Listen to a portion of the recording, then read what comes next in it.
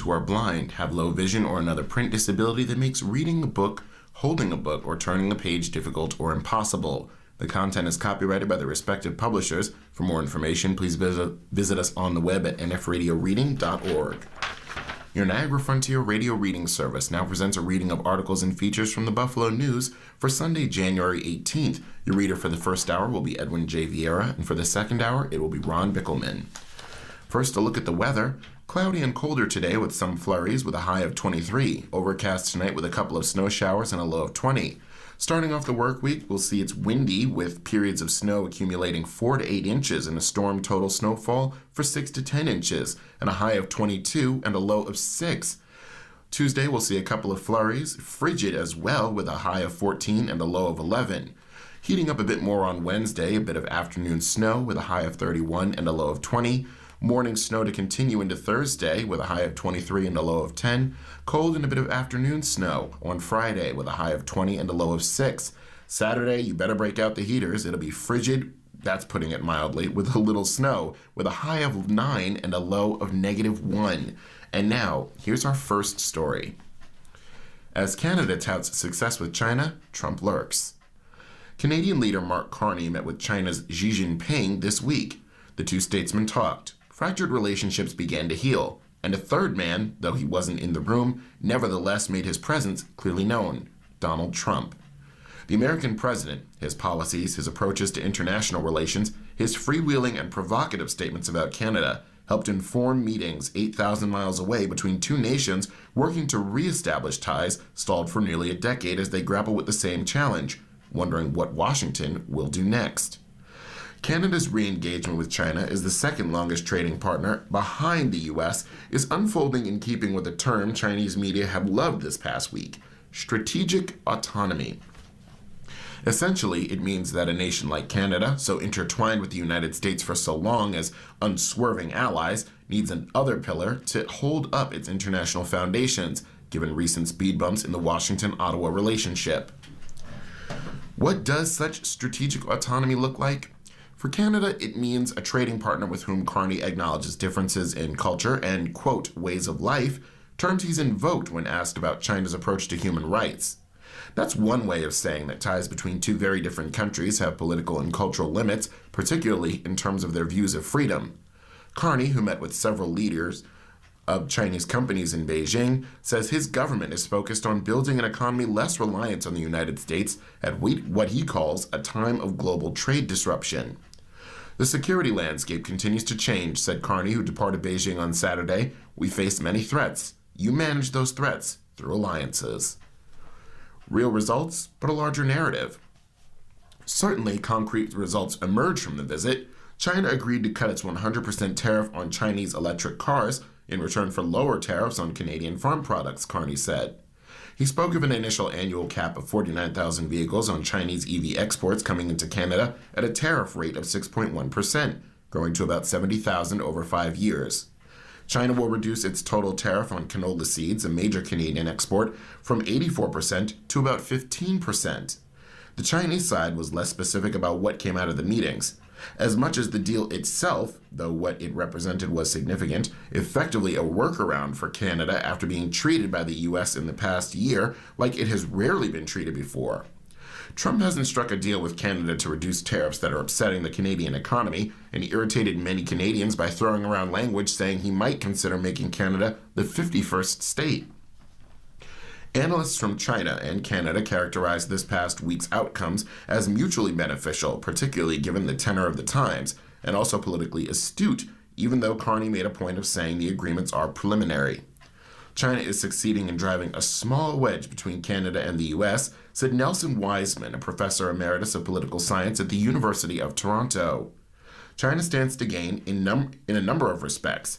Firstly, China has nearly 2 million citizens. Canada has nearly 2 million citizens of Chinese descent living there as of 2021, in addition to many Chinese nationals who are visitors or permanent residents. The nearest major Canadian city to China, Vancouver, British Columbia, is heavily influenced with Chinese culture. That means Beijing's approach to these relations will likely be watched closer within Canadian borders. More significant, though, is this. China has increasingly styled itself as a global counterbalance to what it has long called American hegemony. This has accelerated in recent years as China's international profile and global influence rise, both because of its mammoth economy and efforts to deploy soft power through infrastructure as far off as Africa and Latin America, part of its so-called Belt and Road Initiative. But both sides want stability. China's official Xinhua news agency, in a commentary Saturday, cited the importance of ties with Canada, particularly in a time of heightened uncertainty, a euphemism that includes both nations' efforts to figure out the ins and outs of the Trump administration's fast-moving priorities. It cited economic fragmentation, geopolitical tensions, and resurgent protectionism, all challenges that both nations are dealing with when it comes to Washington. Just as noteworthy as the leader's careful language, though, was the seeming reluctance to blow past it. Xi was his usual oblique self in his comments. It can be said, quote, after meeting with Carney, that our meeting last year opened a new chapter in turning China-Canadian relations toward improvement. And Carney, clearly cognizant of the two behemoths he finds himself between, parried questions about Canada's U.S. relationship at an outdoor Beijing news conference in the freezing winter weather. While he insisted relations between Ottawa and Washington were, quote, much more multifaceted than with Beijing, Carney followed up with, but yes, the way our relationship has progressed in recent months with China is more predictable. It was unclear if he meant more predictable than before with China or more predictable than Canada's relationship with the U.S., though the reporter's question was clearly about the latter. Rapprochement can be delicate, and that was certainly the case here. Yet in world affairs and diplomacy, predictability is a prized commodity, particularly over the past decade, as Trump and other populists upend decades of post-World War II norms in international relations. My guess is that the Chinese want the opposite in Canada to what Trump wants, a coherent country with a functioning economy.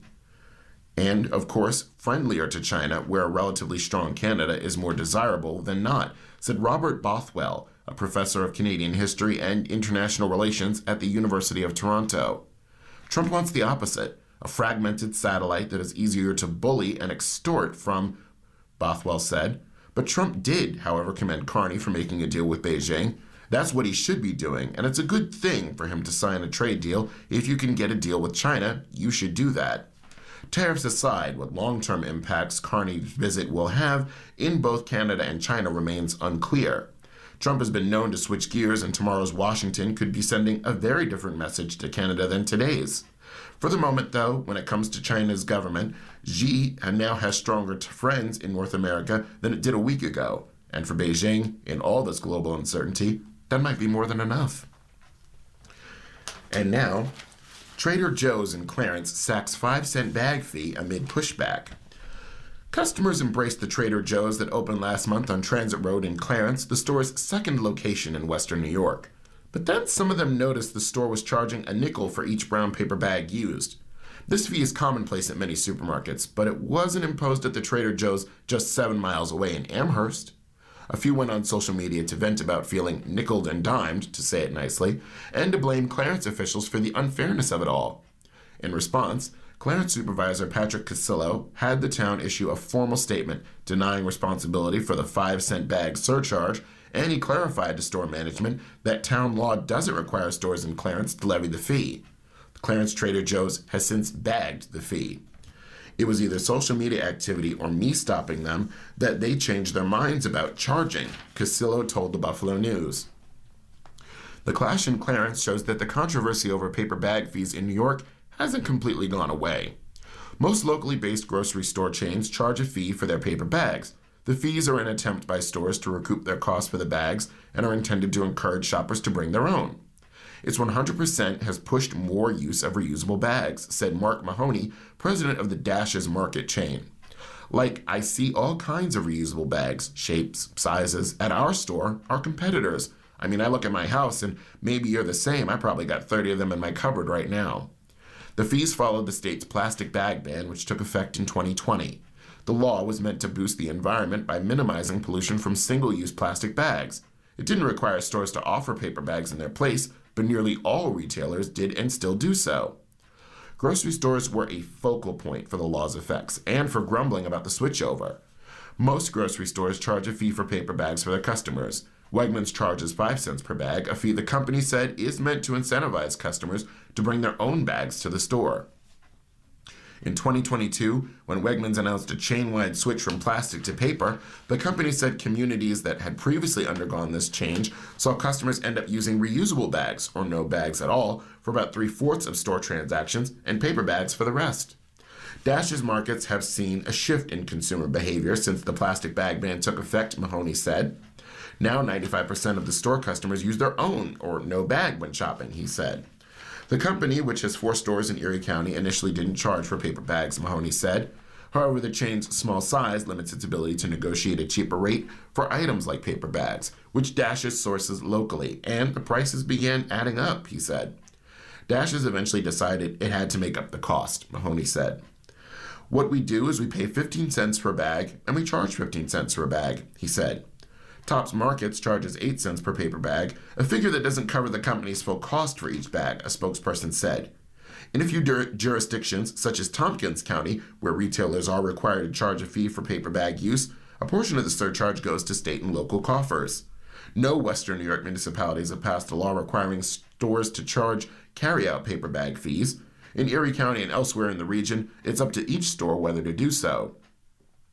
The Trader Joe's on Niagara Falls Boulevard in Amherst, which opened in 2013, doesn't charge customers for paper bags.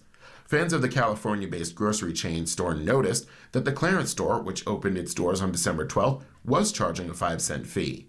But some wondered whether the fee was the town's fault, Casillo told the news. So he said it went to the store and spoke to its manager and assistant manager. They thought that Williamsville had a local law that they should be charging for bags, Casillo said. I said, we're not in Williamsville. The store has a Williamsville mailing address and is identified by Trader Joe's at its Williamsville number 575 store, but it's located within the Clarence town limits. I said, this is Clarence. We do not have a local law, Casillo said. You do not have to charge for paper bags because of us. Williamsville is not among the communities in New York that require a bag fee either. I didn't contact the village. Maybe I should have contacted Brian Culpa now that he's unemployed, Casillo said dryly, referring to the former Amherst supervisor who left office on December 31st. Prior to Culpa's election as town supervisor, he served as Williamsville mayor. To further quell the upcharge uproar, the town of Clarence also put out a statement late last month reassuring residents it has nothing to do with the bag fees. It has come to our attention that people are saying the Clarence Town Board is responsible for the 5-cent brown paper bag fee being charged by Trader Joe's on Transit Road, the town stated on its Facebook page. That is not the case. Whether prompted by Casillo's visit, the public statement, or for some other reason entirely, the Clarence Trader Joe's now mirrors the Amherst store in no longer charging a bag fee. A news reporter confirmed this change during a visit. The company did not respond to requests for comment. The town's statement on social media did inspire one final round of debate on the merits of bag fees. We'll let a Facebook user named Rudolph Snow, perhaps his real name, have the final say. So, he asked, bring reusable bags in, or are y'all that lazy? You're listening to a reading of today's Buffalo News on your Niagara Frontier radio reading service. The time for our morning listeners is 9:13 a.m., and for our afternoon listeners, the time is 4:13 p.m. And now on to a front page feature. Ryan vows to deliver greatest good to the city, sets the agendas for environmental goals. To tackle Buffalo's lead poisoning crisis, stop sewage overflows into waterways, and grow the city's tree canopy, Mayor Sean Ryan said competent leadership is needed, something he's confident he's bringing into City Hall. Protecting Buffalonians from the city's greatest environmental challenges and improving its natural resources won't be easy, given Buffalo's budget deficit, Ryan said. But his team is prioritizing such actions as he brings a new management structure to City Hall. That's sort of what's been missing, is this commitment to the people of the city of Buffalo, he said. It's your job to spend the taxpayers' money as efficiently as possible to deliver the greatest good for the people. Somewhere, leaders in City Hall have lost sight of what their ultimate job is supposed to be. Excerpts from Ryan's interview about his environmental priorities are printed below in this story. The text has been edited for length and for clarity. How are you going to fulfill your campaign promises of getting chipping, lead paint, and contaminated soils out of Buffalo homes? You prioritize your budget, so you can pull from other departments to work on your priorities. We're working now to come up with a plan. Ultimately, we're looking for something similar to the Rochester model. They've been doing it for a generation. Nobody moves into a house in Rochester with children that hasn't been inspected by the city at some point. This has been an acute, consistent problem in Buffalo that we're going to fix. During summer of 2024, reporting found that on hot summer days, some areas, particularly those on the east side, tend to be about 3 to 6 degrees hotter than areas with a heavy tree canopy. While the previous administration received $8 million to help improve tree canopy equity across Buffalo, much of those funds went unspent. Do you see tree equity as an issue in Buffalo? And if so, how do you plan to address it? Ryan's answer: trees are an environmental equity problem. They're a symptom of our racial inequities. You conquer disinvestment by reinvesting. One of the things we're going to do is figure out how much of that federal money is still left. New York State has grants available each year for tree planting, but it'll be a priority by my administration to do canopy restoration. We're also going to bring a stronger forestry team to maintain our current tree stock. In the last 2 decades, the city has really pulled out of the urban forestry business, so we're going to get back into it. At some point, the process became so convoluted that no trees were planted. The trees are planted for the public good. It's a public policy. In an air pollution study of the city of Buffalo, the State Department of Environmental Conservation found that many areas of Buffalo continue to suffer from harmful air pollution, particularly in areas where there's a lot of car traffic. As mayor, how will you propose solutions to the traffic problems of Buffalo? To the pollution problems of Buffalo as well. It's no mystery that if you live along I-90, I-190, or Route 33, you probably have lesser air quality. So we have to look at ways that we have reduced that. One of the ways we're considering this is downsizing or downgrading roads from highways to parkways and boulevards. Is that something you'd propose? We have to look at it. When the speed limit on the Skagway Expressway went from 50 miles per hour to 30, over half the cars disappeared. That reduced noise pollution, but the cars dissipated throughout the neighborhoods. Trying to figure out traffic and pollution, it can be tricky because if you pull cars off one street, does that cause air quality to be bad on other streets? In September, the Buffalo Sewer Authority entered into a new agreement with the DEC, giving it until 2040 to implement upgrades to its system and stop the sewage overflows into our waterways. This was an extension of its previous deadline of 2034. How do you plan to restore trust that the upgrades will happen on time? Generally, the consent decrees are, you have to do this much to not be sued. So that's not how we're going to look at this. We're going to look at this as, how can we stop as much sewage overflow as possible? It's not going to be our goal to merely comply with the consent decree, but how do we make it so our waterways are swimmable, drinkable, and fishable? That's the goal. And how can you ensure that's going to happen? If you make it a priority and push resources toward it, then goals are accomplished. We have to set a new goalpost, and that new goalpost has to be what we want to swim in the city of Buffalo. We want Buffalo kids to take swimming lessons at the Outer Harbor in the lake. Do you plan any kind of changes at the Buffalo Sewer Authority to accomplish this? We're going to take a broad look at the Sewer Authority. We're going to look at who's on board and who's the leadership team there. One thing is for sure, we're going to have the Sewer Authority prioritize stopping sewage overflow, not just merely complying with the consent decree. New York State has more money than ever available for cities to deal with the stormwater runoff problem, and Buffalo has not fully availed itself to that mostly free money, and that's a mistake. Buffalo's curbside recycling program has struggled to reach its goal of diverting 34% of material from the landfill. How do you aim to improve the program to meet its goals? The whole trash system is a mess. We have no set rules. The solid waste fund's out of balance. The user fee does not pay for the pickup. They owe the city millions of dollars. And there's no clear guidance to the people about what's recyclable. We'll come up with more robust public education guidelines for people to follow. And the economics of recycling are changing constantly, so you don't want to get wrapped up into too much of a long-term contract on that. So we have to really look at it. Another climate change impact in the city is rising heat. While the city hasn't yet hit 100 degrees, according to the National Weather Service, that day may soon come as global temperatures rise. One way to help residents and homeowners stay safe in extreme heat and extreme cold is by weatherizing homes and ensuring energy is affordable. How do you plan on ensuring residents are able to make these upgrades without breaking the bank?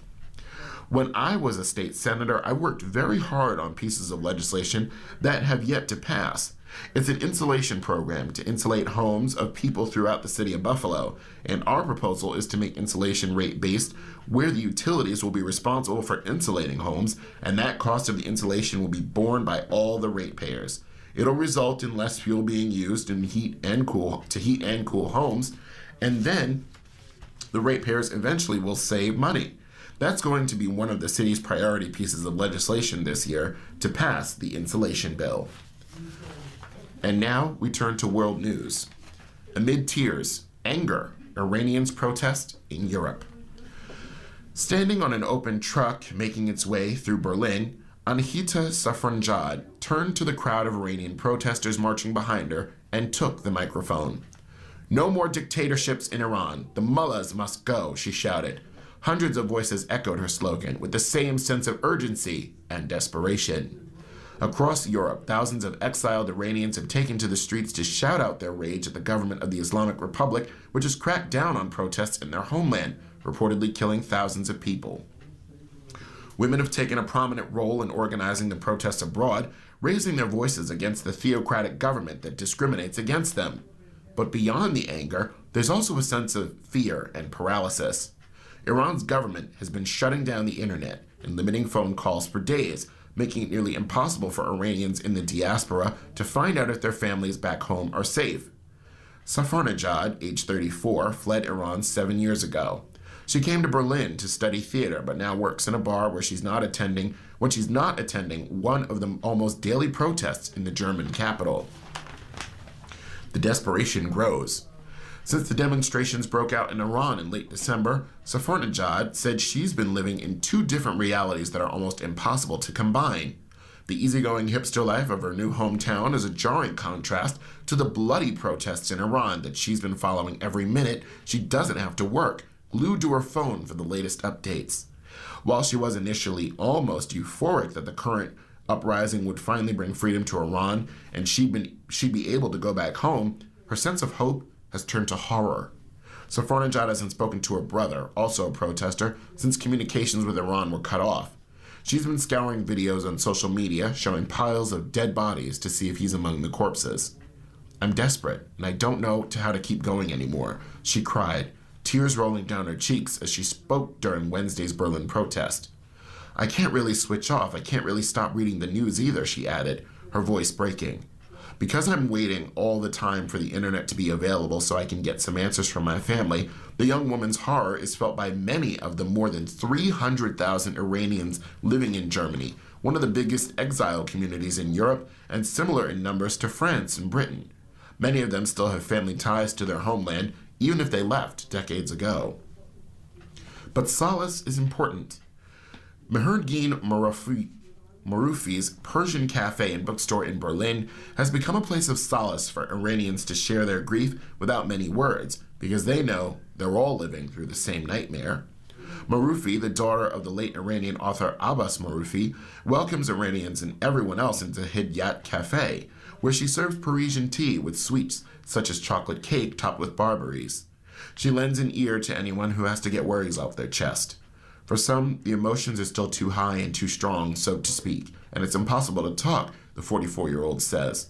Adding that, she too had to force herself to open the cafe on some mornings because the violent images coming out of Iran sucked away all her energy. But at least you can find compatriots here. You can talk a little, and that helps, she said.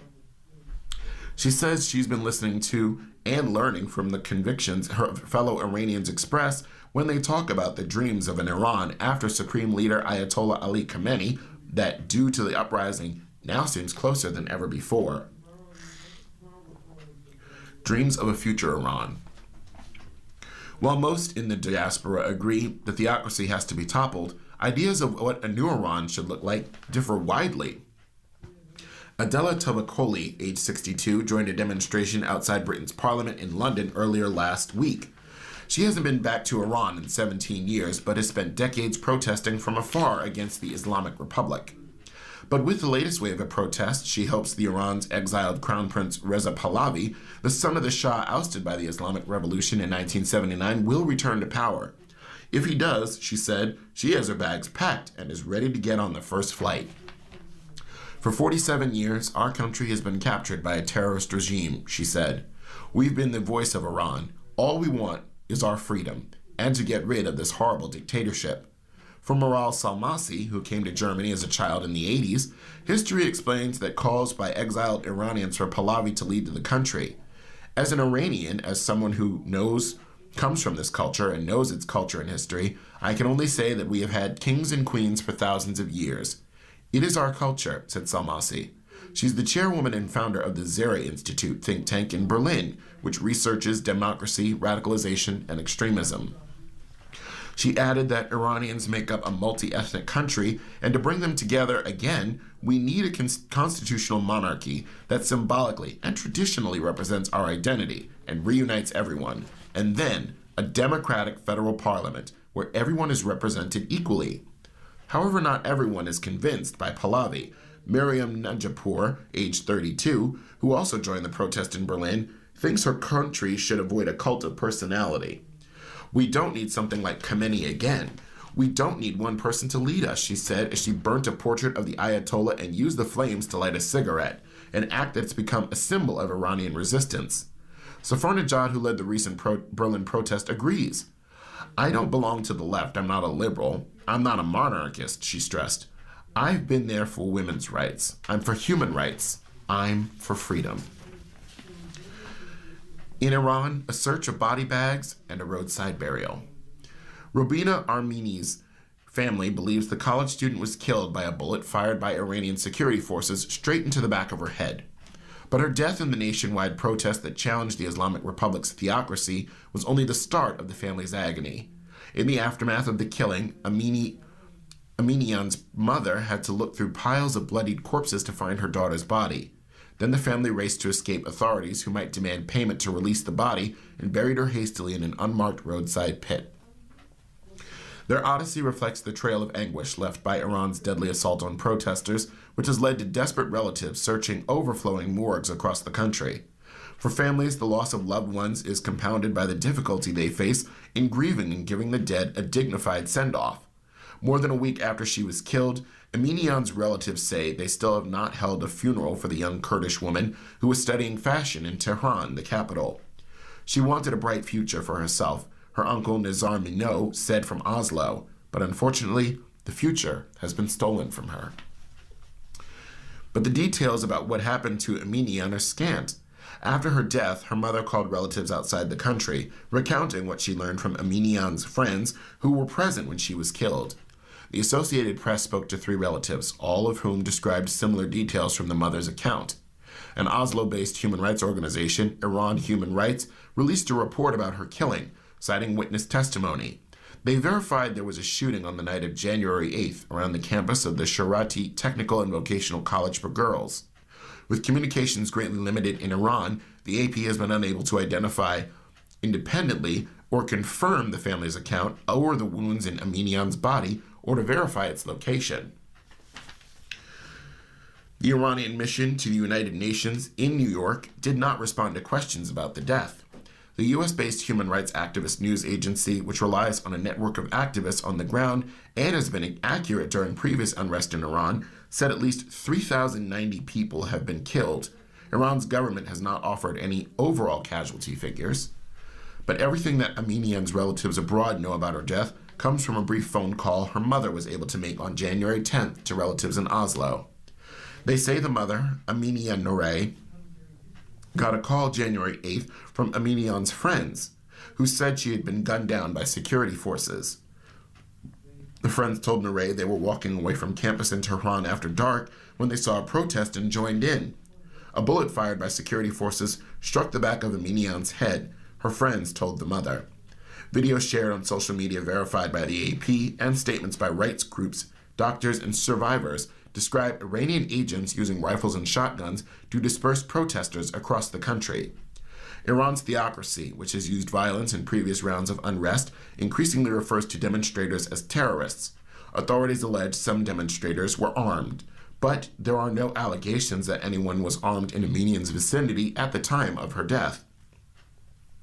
Aminian's relatives said she was not an activist or involved in politics. Aminian's mother was in Kermanshah, a western city in the Kurdish region of Iran, nearly 230 miles from Tehran, when she learned about her daughter's death. She rushed to Tehran in the middle of the night, she told family. Noureh recalled to them how she began unzipping body bag after body bag looking for Aminian. She looked through so many beautiful faces trying to find her girl, Hali Noureh, Aminian's aunt said from Oslo. And what's so horrifying for me is imagining what my sister feels as she searches for her daughter.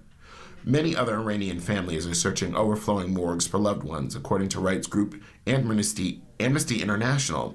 Bodies have piled up in trucks, freight containers, and warehouses, the group said. When Noureh found her daughter, she was joined by her husband, daughter, and son, and the family rushed out with the body, fearing authorities would block their way or insist on payment to release the corpse, according to Minoy, Aminian's uncle. She actually stole the body, Minoy said.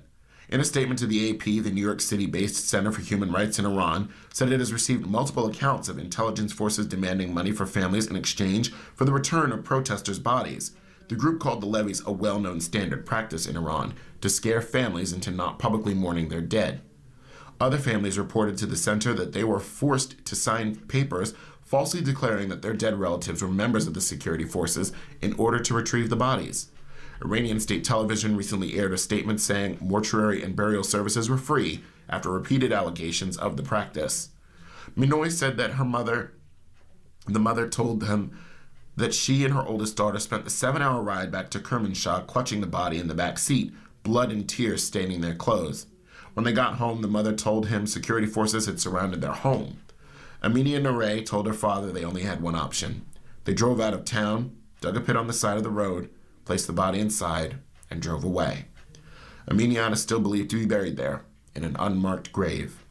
Relatives said they have not heard from Aminian Noureh or other relatives since Sunday. You're listening to a reading of articles and features from the Buffalo News on your Niagara Frontier Radio reading service. The time for our morning listeners is 9:32 a.m., and for our afternoon listeners, the time is 4:32 p.m. And now we turn to local news. Minnesota ICE at odds on how many aliens in custody.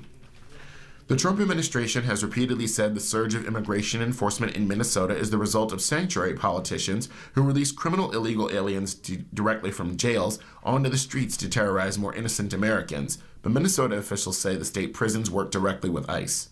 Since President Trump took office, Governor Tim Walz and Minneapolis Mayor Jacob Frey have released nearly 470 criminal illegal aliens back onto the streets of Minneapolis, said U.S. Homeland Security Assistant Secretary Tricia McLaughlin this past week, calling on the state to, quote, stop this dangerous policy and commit to honoring the ICE arrest detainers of the more than 1,360 criminal illegal aliens in Minnesota custody. The Minnesota Department of Corrections, however, said this past week that those numbers are, quote, categorically false. Of about 8,000 people incarcerated in state prisons, 207 are non-U.S. citizens, according to the DOC statement.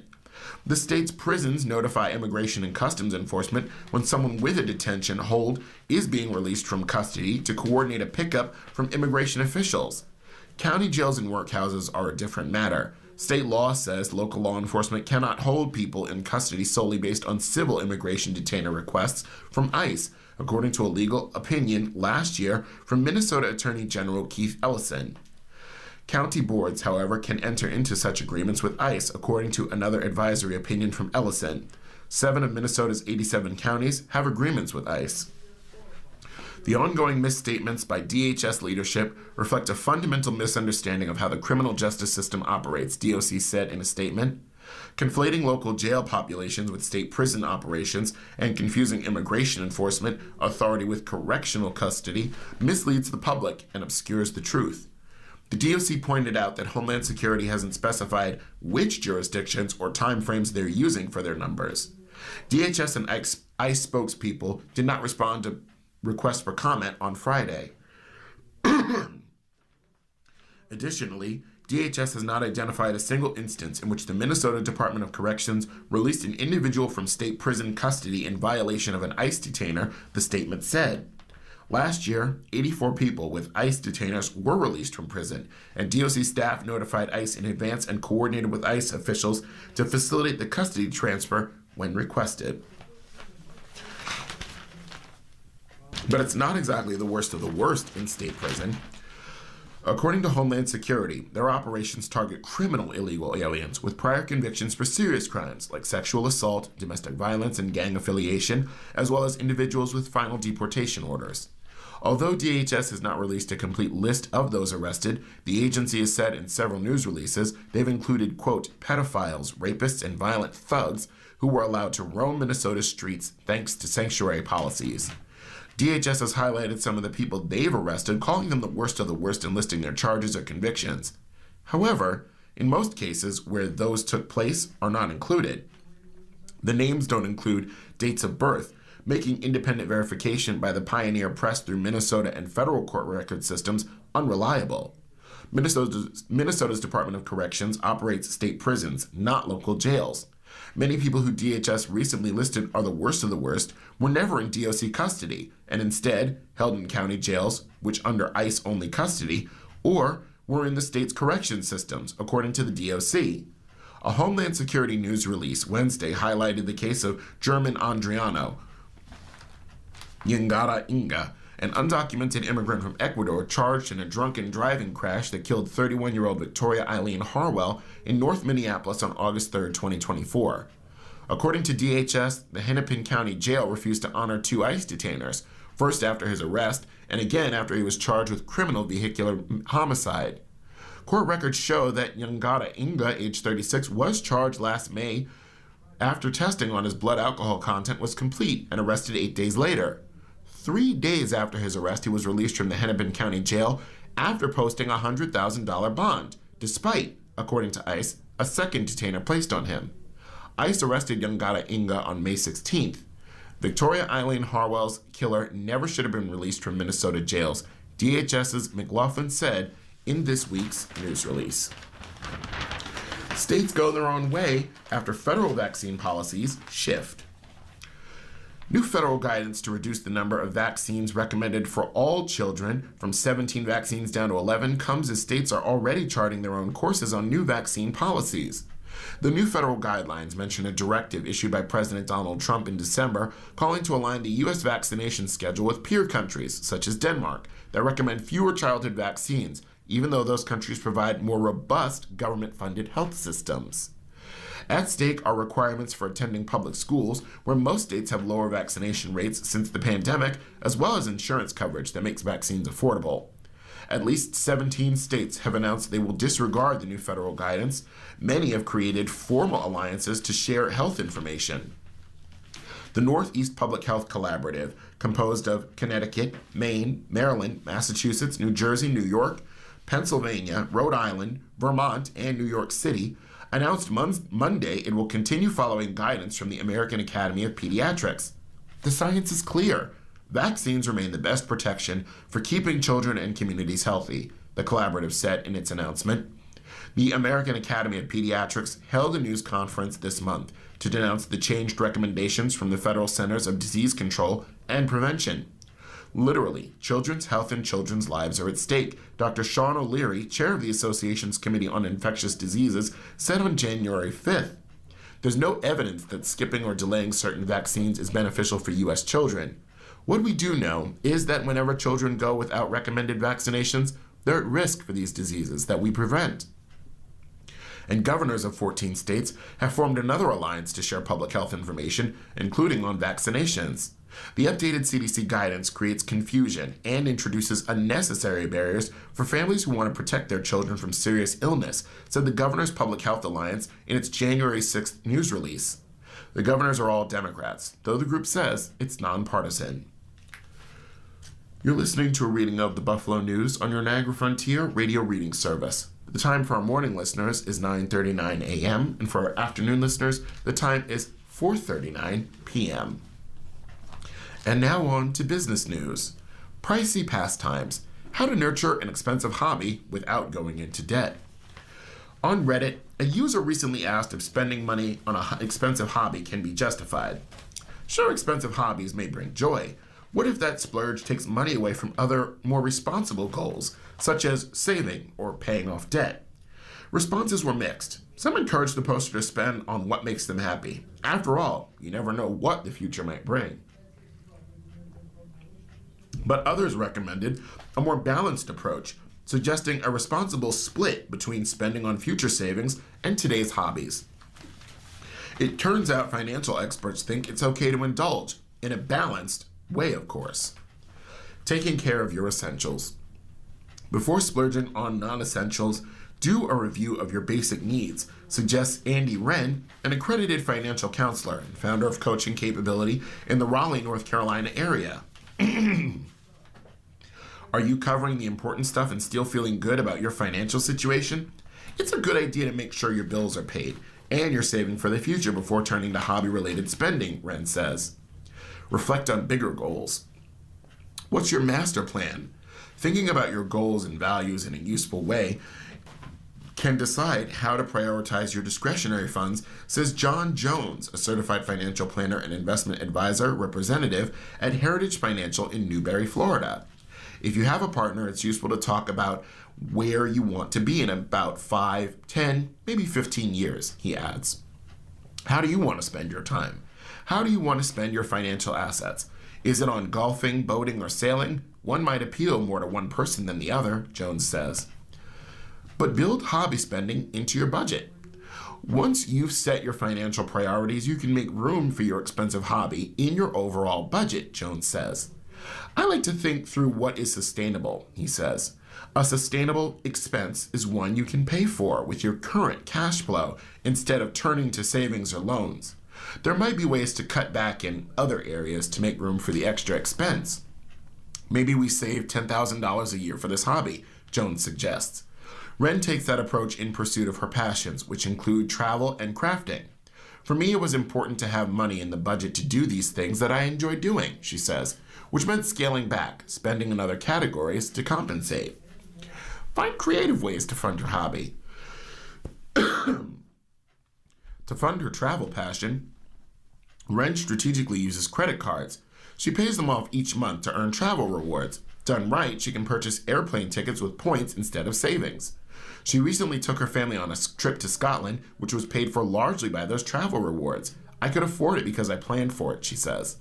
Another option is to brainstorm ways to make your hobby pay for itself. If you're a crafter, you can try to sell some of your creations on Etsy. If you love to sail, maybe you can offer charters to pay for clients, Jones suggests. Embrace patience and planning. Sometimes a big hobby-related purchase requires extra planning, Wren says. For example, she spends big on craft supplies, but only stocks up during her favorite store's annual sale. For me, going to the craft store and spending $300 makes me happy, so I save for that, she says. In her case, savvy planning pays off. She used the stamps, ink, and paper all bought on sale to make her annual holiday thank you and greeting cards. Another tip, create a separate savings account for the hobby and deposit money into it each month, Wren says. That can make it easier to accrue funds for passion while avoiding debt. This method also helps head off any potential fights with your partner about how the money is spent. If the spending is pre-planned, you don't need to fight about it, she says. Taking that approach allowed her to purchase a large sewing machine and computer to assist with crafting projects. Having a dedicated savings account that I just put money into every month makes it very purposeful and allows me to save without being tempted to spend on something else, Wren says. Most companies say tariffs have harmed their business. Most Western New York manufacturers think the Trump administration's tariffs have hurt their business. 65% of respondents say the tariffs have affected their business either somewhat or quite negatively. 16% cited no impact, while 19% said the tariffs had affected them either somewhat or very positively. More local manufacturers are passing on at least some of the tariff costs to customers, and many said they're putting off plans to hire or invest in their businesses.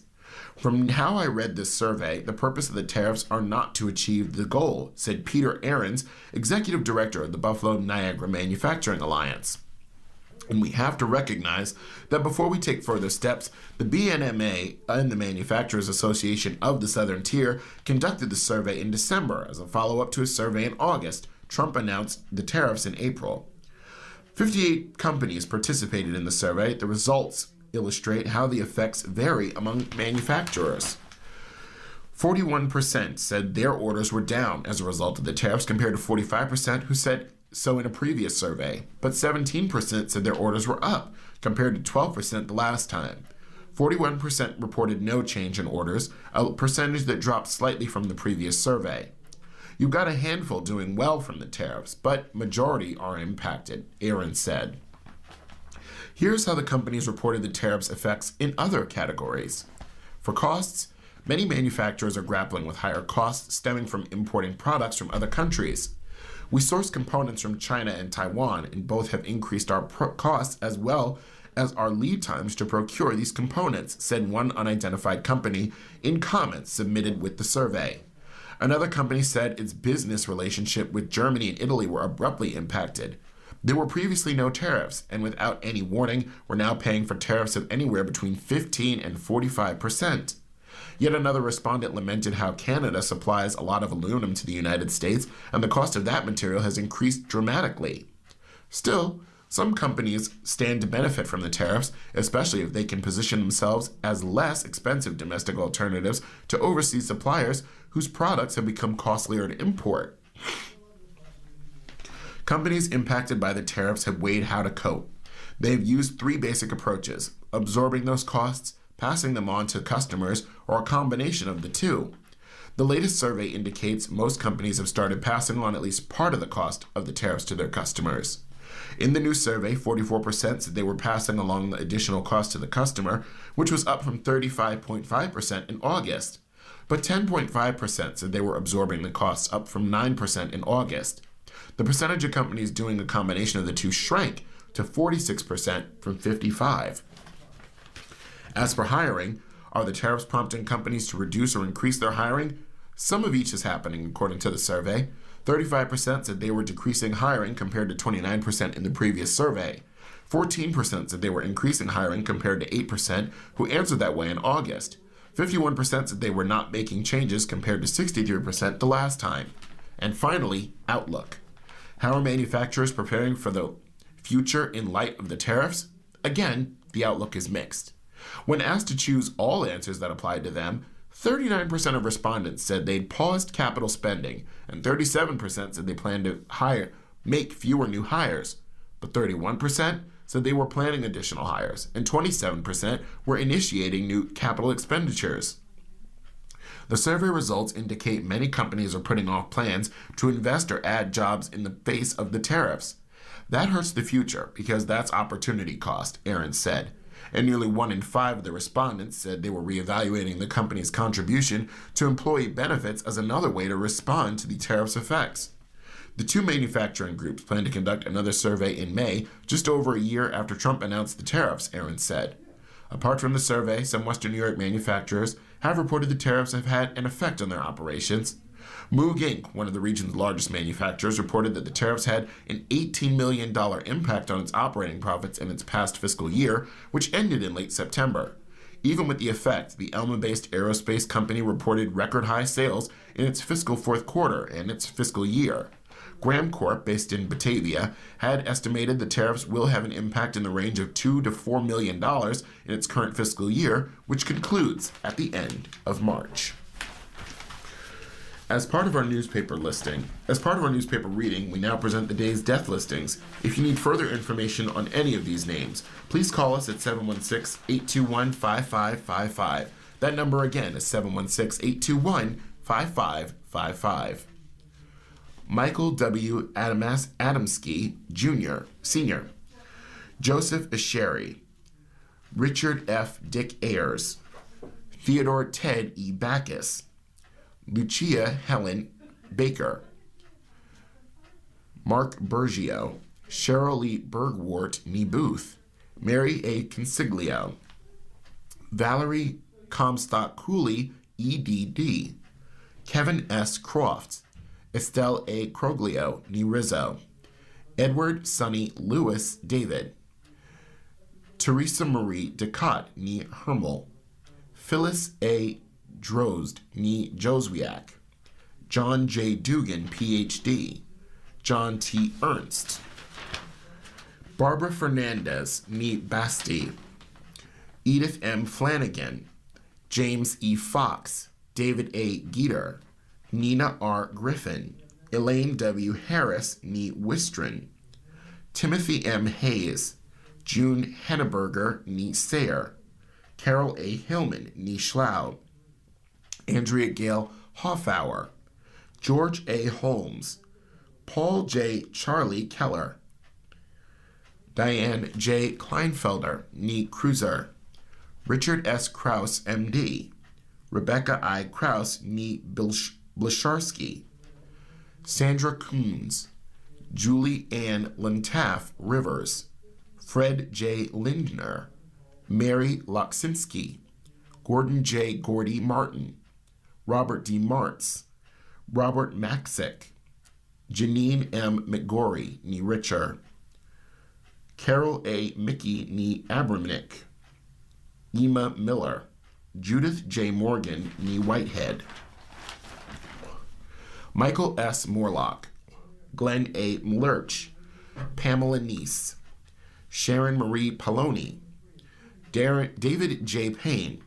Timothy E. Penfold. Robert M. Pikuzinski Sr. Joseph J. Pinuwisky. Joanne Pyle Restardus. Jose A. Rodriguez and Jace A. Jr. Jocelyn N. Rodriguez, nee Mercano. Albert F. Roll. Irene M. Russo, nee Ostrowski. Jeffrey A. Salmon. Bruce Shelby. Camille M. Sipple, nee Kubala. William Billy Small. Vincent Samogi. Dragika Subarak, nee Gallic. David L. Thiel. Lawrence M. Unger. Alan F. Vio. Margaret Wedgwood. Rachel A. Wheeler O'Connell. Reginald White. Matthew D. Wisorick. Edward J. Zimmerman. If you need further information on any of these names, please call us at 716-821-5555. That number again being 716-821-5555. And now for today's horoscopes, it's Royal Stars from Georgia Nichols. Happy birthday for anyone on Sunday, January 18th. You're fun-loving, enthusiastic, and imaginative. You value independent thought and your ability to explore the world. This is a more laid-back year. It's time to rest and rejuvenate your energies. The stars will show the kind of day you'll have, with 5 being dynamic, 4 is positive, 3 is average, 2 is so-so, and 1 is just difficult. For Aries, you're having a 4-star day. This might be the best day of the year to ponder your life direction because you're heading off on a new journey this year. Tonight, friendships. For Taurus, a 4-star day, this is the classic day to develop a crush on your boss or someone older or more established. It's the time to think about education or travel that could enrich your life. Tonight, you are noticed. Gemini, a 3-star day. Today you will adore travel. You might adore someone different or someone from afar. Meanwhile, this is one of the best days of the year to think about how to handle your debt. Tonight, explore. For Cancer, a 3-star day. The new moon today is your chance to think about what you can do to improve your closest relationships. For a relationship to be successful, you must be as good for your partner as he or she is for you. Tonight, check your finances. Leo, a 4-star day. Today's new moon is the perfect time to think about how to work harder, work smarter, or find a better job. It's also your chance to give more serious thought to how to improve your health. Tonight, cooperate. For Virgo, a 4-star day. A work-related romance might warm your heart today. Meanwhile, today's new moon is your chance to think about the balance in your life between work and play. Tonight, work. Libra, a 4-star day. This is a fabulous day for romance. You will also enjoy socializing and having good times with friends, sports events, and playful activities with kids. Think about how you can improve your domestic world tonight. Today, play. Scorpio, it's a 4-star day. Today's new moon is about communication for your sign. How can you improve your everyday communication with others? Meanwhile, this is a wonderful day to entertain at home. Tonight, relax. Sagittarius, a 4-star day. Today is the perfect day to give thought to money, wealth, and how you handle your possessions. Do the things that you own benefit your life, or are they a burden to you? Tonight, discussions. For Capricorn, today the new moon is in your sign, giving you an opportunity to make resolutions or plans for what you want to achieve in the future. Tonight, check your money. Aquarius, it's a 4-star day. Today's new moon is taking place in a hidden part of your chart, which is why you might feel the need to make some internal changes. Tonight, you win. And lastly, Pisces. Today's new moon is the perfect day to make resolutions. Someone younger might influence your decisions or give you suggestions. Tonight, privacy. And for today in history, on this date, January 18th, in 1778, English navigator Captain James Cook reached the present-day Hawaiian Islands, which he dubbed the Sandwich Islands. In 1803, President Thomas Jefferson asked Congress in a confidential message for $2,500 of funding for exploration of western lands all the way up to the Pacific, an early step in the eventual formation of the Lewis and Clark expedition that would ultimately accelerate American expansion westward beyond the Mississippi River. In 1911, the first landing of an aircraft on a ship took place as pilot Eugene B. Ely brought his Curtiss biplane in for safe landing on the deck of the armored cruiser USS Pennsylvania in San Francisco Harbor. In 1958, Canadian Willie O'Ree became the first black hockey player in the National Hockey League as he made his debut with the Boston Bruins. In 1977, scientists identified the bacteria responsible for the deadly form of atypical pneumonia known as Legionnaire's disease. And in 1990, Washington, D.C. Mayor Marion Barry was arrested after he was caught smoking crack cocaine in a videotaped sting. Barry spent a few months in prison, won a D.C. council seat in 1992, and then his fourth mayoral victory in 1994. And now, a brief look at the political notebook. Memo: Guard to stay in D.C. through 26. National Guard troops will be on the streets of Washington, D.C. until the end of the year, according to a memo reviewed by the Associated Press. The memo, signed by Army Secretary Dan Driscoll and dated Wednesday, said the conditions of the mission warranted an extension past the end of next month to continue ongoing support for President Trump's efforts to restore law and order. Since Washington is a congressionally established federal district as president, Trump has much greater control over the police and National Guard, which he can control directly. Trump activated 800 members of the D.C. National Guard in August under an emergency order. Those numbers were quickly augmented by troops from states run by Republican governors. There are currently about 2,600 National Guard troops from Washington and about 700 from D.C. and the rest of the other 11 states. You're listening to a reading of articles from the Buffalo News for Sunday, January 18th on your Niagara Frontier Radio reading service. We'll return for more readings after this short break. Your reader for this hour has been Edwin J. Vieira, and for your next hour, the reader will be Ron Bickelman. Stay tuned, but thanks for listening.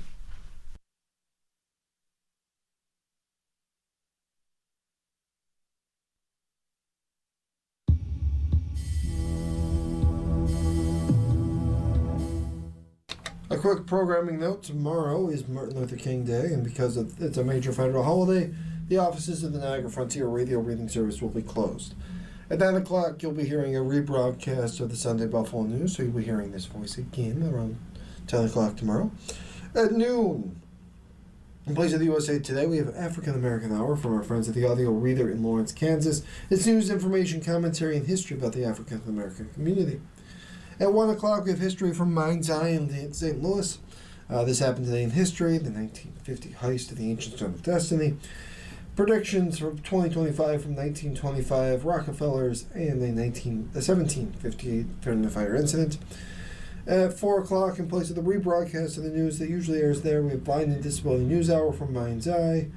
At 5 o'clock, we have Black News and Culture. It features articles from Roots, Landscape, Essence, and Ebony. That's from the Audio Rating Service in Fort Wayne, Indiana. At 5:30, we have American Heritage. All the rest of our programming will be the same, but those are the major changes. We'll be back in the office on Tuesday. Stay with us, though, for the continuation of the Buffalo News, which is coming up in just a moment. All set, Steve? Yeah, they finished it. Okay. We have a Super Bowl pool going. Super Bowl pool going. Yeah. 2 squares for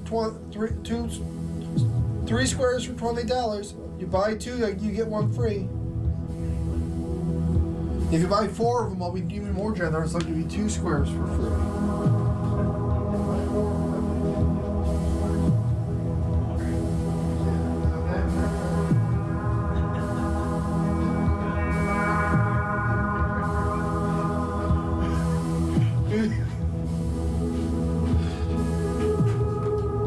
Continue now with our reading of stories and articles from today's Buffalo News. Your reader is Ron Bickelman.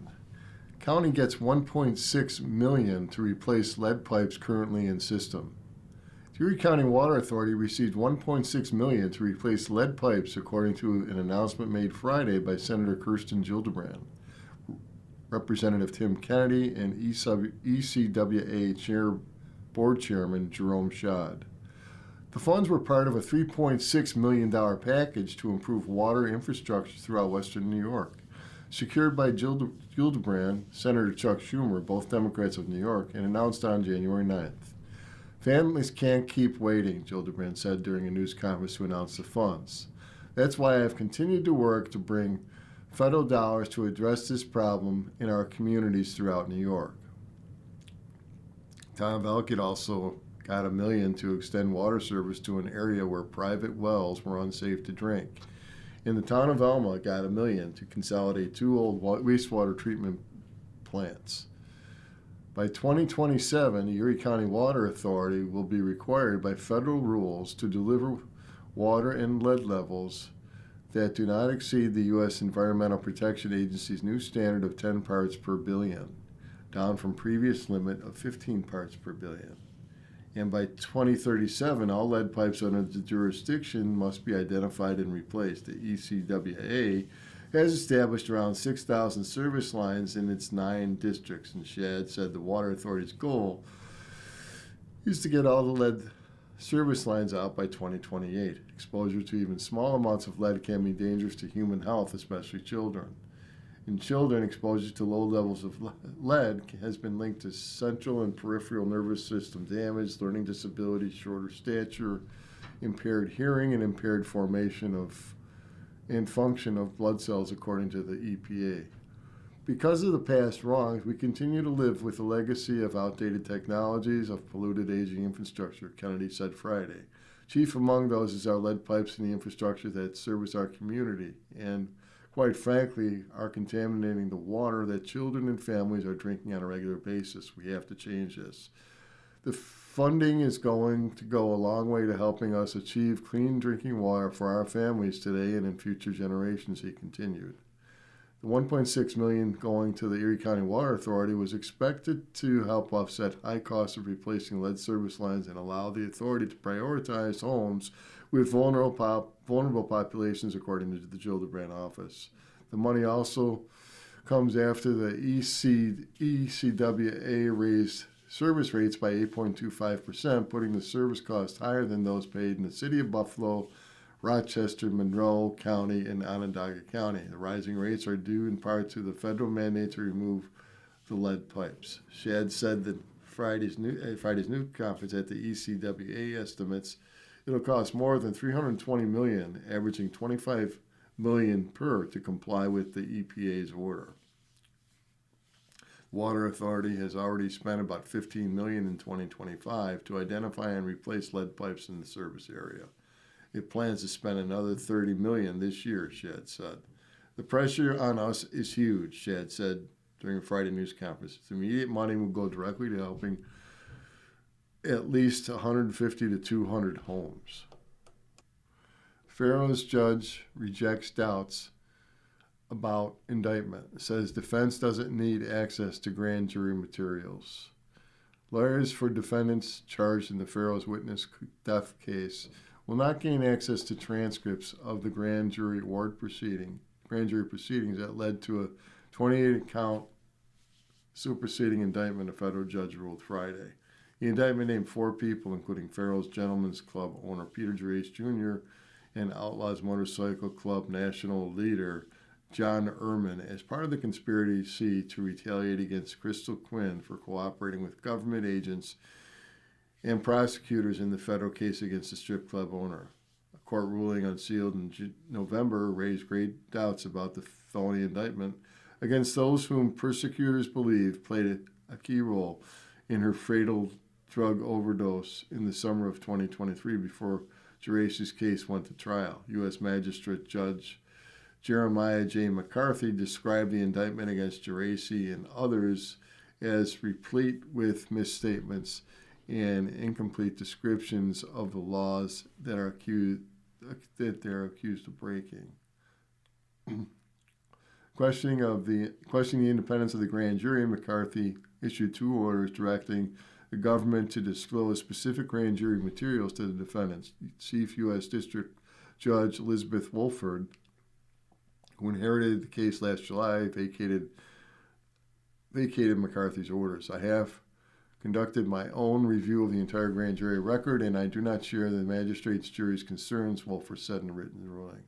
Wolford noted she became a district judge in December 2013, and this is the only time she reviewed the entire grand jury record. The magistrate's judge disclosure orders delve into the inner workings and thought processes of the grand jury, Wolford said, adding that McCarthy's orders question the independence of the grand jury based on the subjective assessment as to how much time it should have taken to return the indictment, and based on the imposition of a rule on league instructions that does not exist. That is incorrect. Wolford said the magistrate judge's orders directing government to produce grand jury materials to the defendants were clearly erroneous and contrary to law, and they are vacated. Quinn's fatal fentanyl overdose led to indictments of 4 people whom federal prosecutors accuse of playing a role in her death. Quinn, 37, a former exotic dancer, had agreed to cooperate in federal government's bribery, sex, and drug trafficking case against Geraci. Named in the indictment were Geraci, Erman, Simon Gogolak, who called 911 to report Quinn's death in his home, and Howard Hinkle Jr., among the last to be seen with her. The grand jury indictment accused Gogolak of intentionally giving Quinn a lethal dose of fentanyl. All 4 pleaded not guilty and remain jailed. 2 others are accused of making false and evasive statements to law enforcement about her death. Michael Ron Cohn, whom prosecutors said was the president of Rare Breed Motorcycle Club Wellsville's chapter, and Frank Knight, a Wellsville resident who lived across the street from Gogolak. Defense lawyer for Erman expressed disappointment with Wolford's rulings. What would it hurt to have defense lawyers review the grand jury transcripts? Ernie Donald Thompson asked. Who better to point out the concerns than defense counsel, who have a vested interest in making sure the standards are complied with before anyone is tried or convicted, Thompson told the news. McCarthy said a prosecutor told grand jurors in August at the onset of the first indictment that he would serve as their legal advisor, and the prosecutor presenting the proposed indictment would explain the charges and relevant legal definitions. 5 months later, when presenting the second superseding indictment to the grand jury to consider, a different prosecutor did not read the statutes relevant to the proposed changes. He also did not explain legal definitions. Instead, he read the proposed second superseding indictment to the grand jury, and then he left it with the grand jury so they can consider the charges. The grand jury voted to return the proposed second superseding indictment. McCarthy said he was struck by how little time the grand jury took on a Friday afternoon to return the lengthy indictment, which McCarthy said raises concerns to whether it acted on its own judgment independently of the prosecutor as required by law.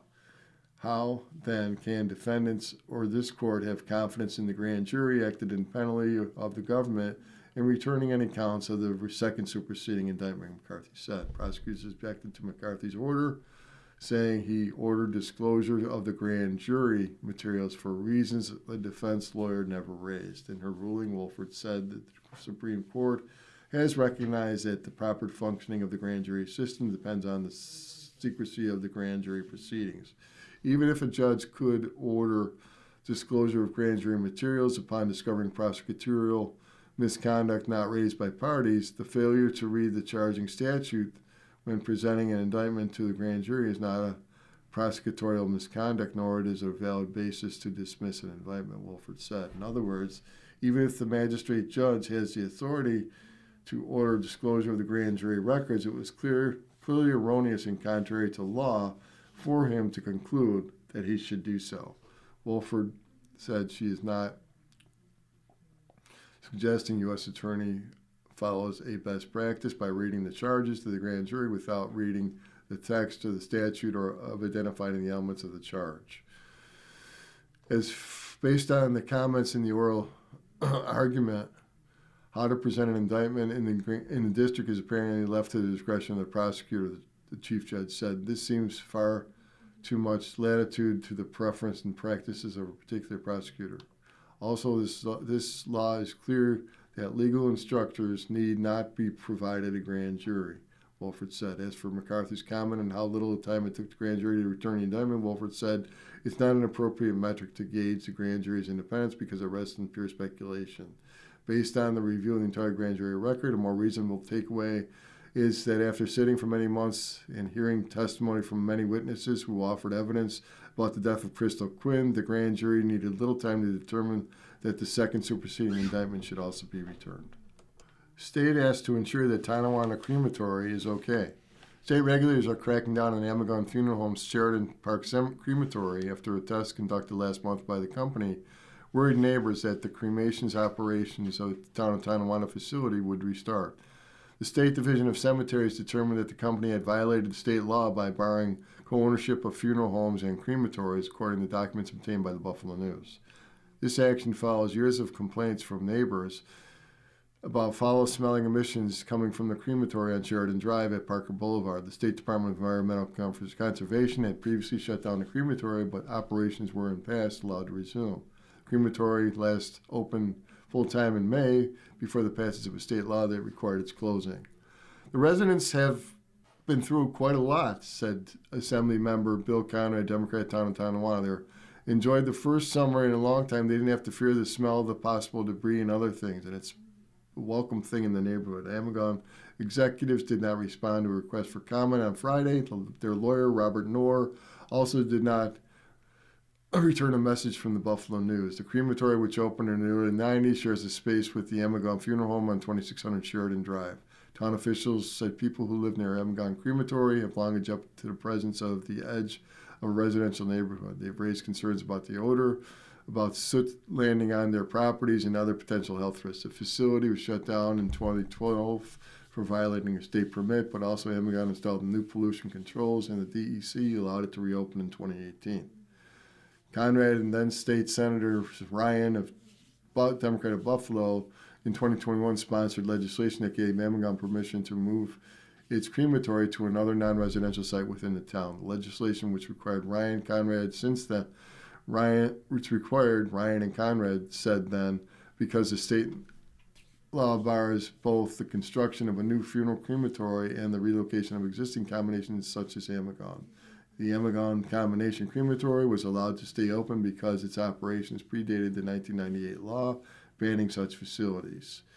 Amagon did not take advantage of the 2021 legislation to find a new location for its crematory, frustrating state lawmakers. By 2024, they introduced legislation removing Amagon's exemption from the 1998 law and allowed the crematory to remain open.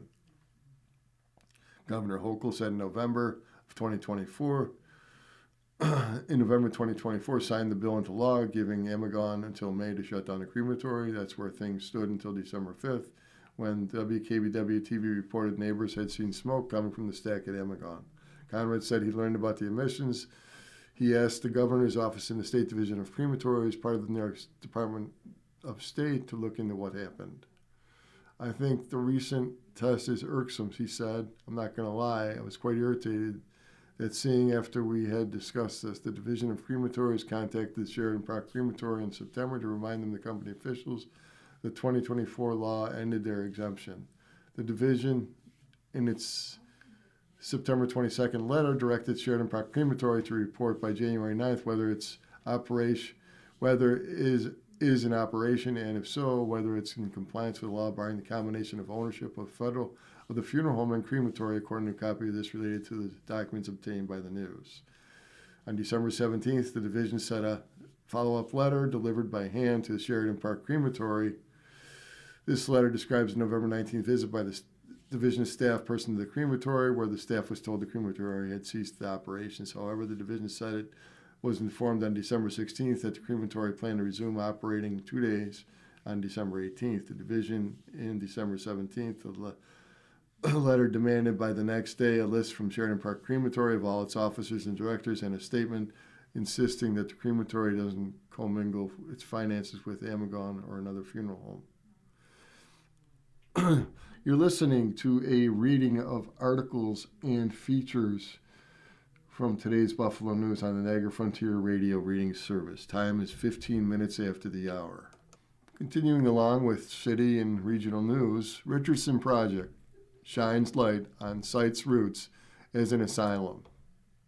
The Richardson Olmsted campus is looking lively these days. Thousands attended 2 large outdoor holiday markets that took over the Elmwood Avenue facing South Lawn this past fall, and the Richardson Hotel Bar has reopened. You can even get a little bite there. Word is that Doug Jamil's Porte Cohere entrance to the hotel will soon be removed. I won't be sad, but whatever happens, I and many other local residents want this major place to work. Few thought the abandoned former Buffalo State Asylum for the Insane would ever see reuse. It took a long time, but it happened. Nobody wants to go back to those days of wondering when and if it would be demolished. This doesn't mean the complex's institutional past should be buried. We owe it to the troubled people who made their homes there, however briefly, and their families, that this should be documented, respected, even honored. That's happening. The results of a collaboration between the University of Buffalo Art Galleries and the Richardson Olmsted campus will shine a public spotlight on the reason H.H. Richardson's masterpiece was built.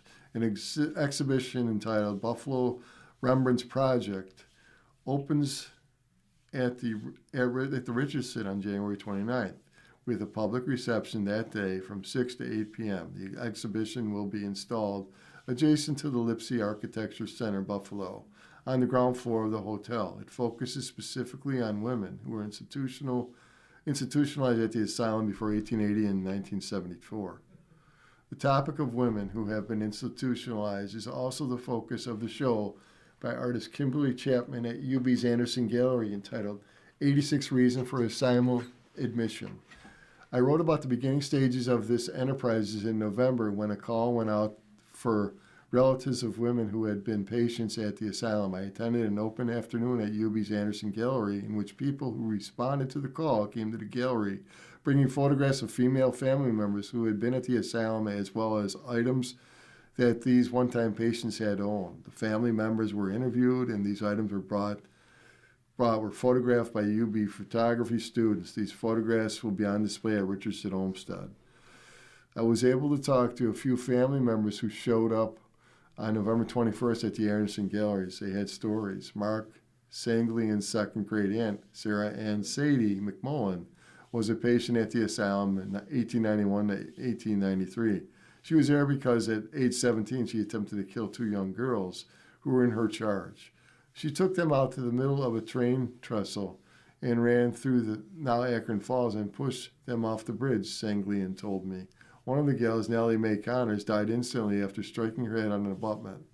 Della Brown survived and testified in the murder trial. Brown lived until 1963. My great aunt was tried by the same district attorney who prosecuted William Turner, who was the first man in the world to be executed in the electric chair. Sadie McMullen was not executed in the electric chair. She was diagnosed with temporal lobe epilepsy and was committed to the Buffalo State Asylum. Released in 1893, McMullen disappeared. That early release isn't as shocking as it sounds. Her childhood onset epilepsy had likely resolved as her brain developed. Sanglian is an 8-year volunteer docent at Richardson Olmsted campus. He's also been a mental health counselor. He feels it's important to honor the history of the asylum, but he's unhappy that the State Office of Mental Health has sealed the inmates' records, which remain inaccessible to relatives or anyone else who would like to know more about his Aunt Sadie. Anne Marie Stuccio was luckier. The office gave her mother's psychiatrist, Armand L. DiFrancesco, gave her all his notes on her mother. Elizabeth Jane Kramer, after DiFrancesco died, according to Stuccio, who's 70, Kramer, who also suffered from depression, was in now the Buffalo State Asylum throughout Stuccio's childhood and in the 50s. But Kramer was a fighter. After her first husband, Stuccio's father, died in a car accident in 1963 at 34, which brought on a depression attack, Kramer recovered enough to prove herself competent to collect her insurance money in court and came home to care for her daughter.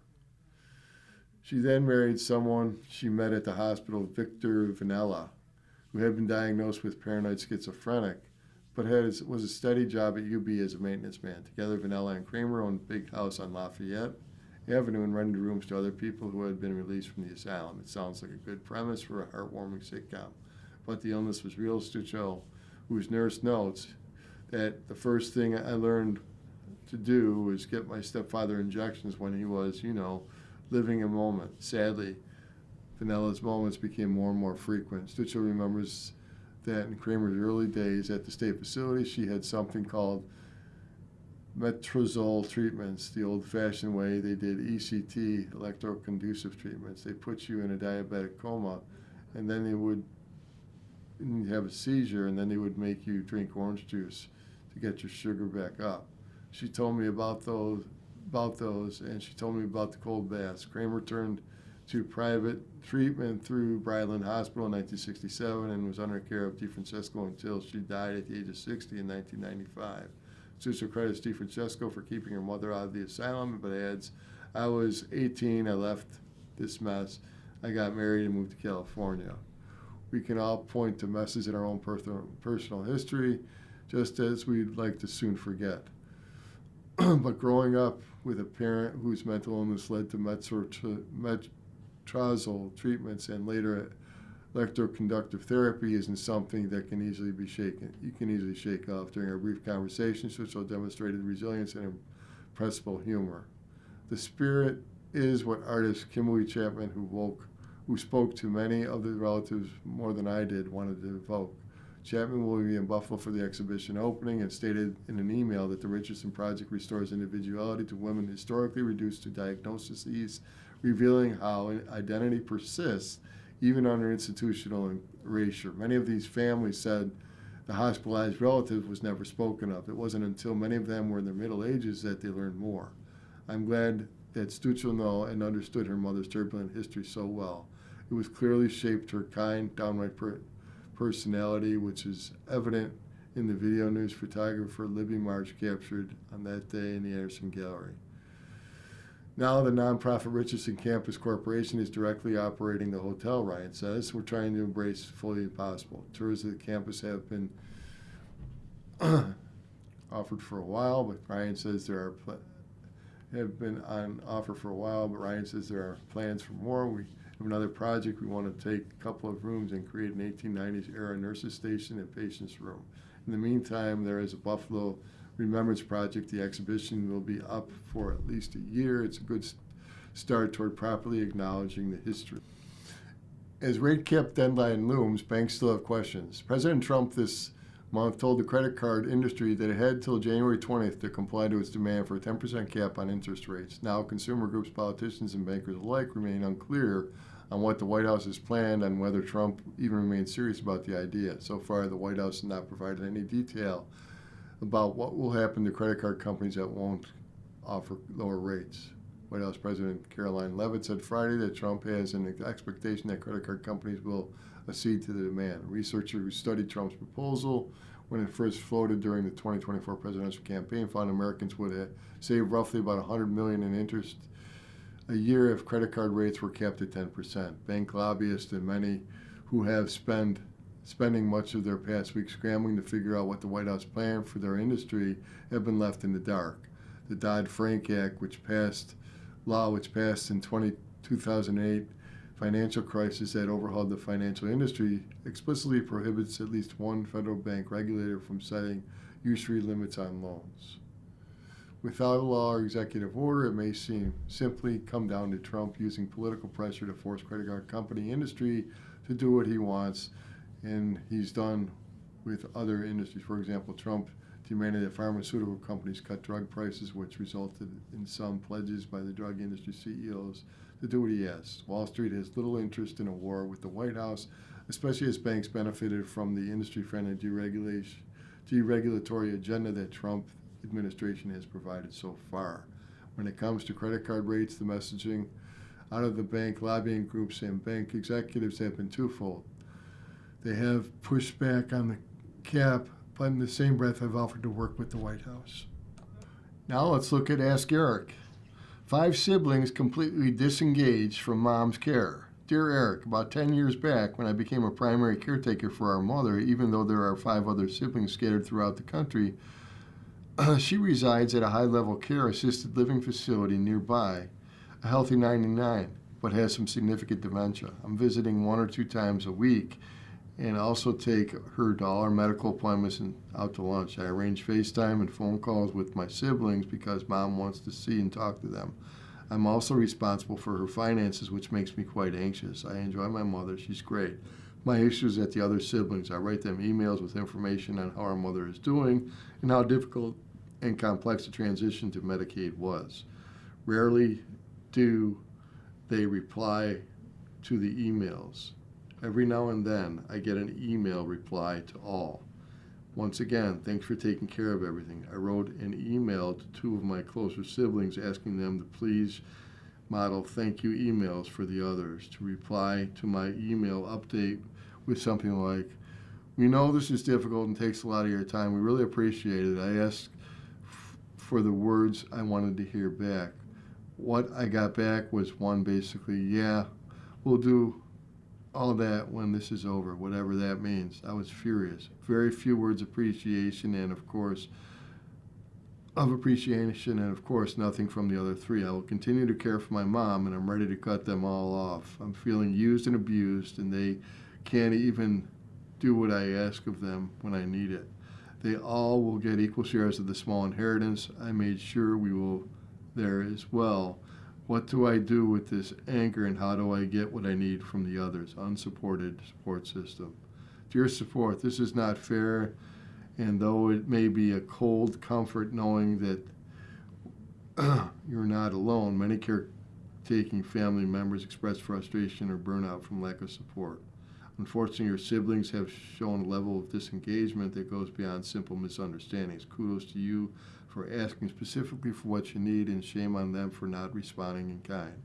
Though your anger is justified, it is not going to feed you. So I'd recommend talking to a therapist about the way you're feeling and ongoing frustrations with your siblings. It would be helpful to have someone who can listen to you and help you process. Also, seek out support and even just conversation with friends and other loved ones. They may not fully understand what you're going through, but it's still helpful to hear someone say, this is hard and I'm sorry.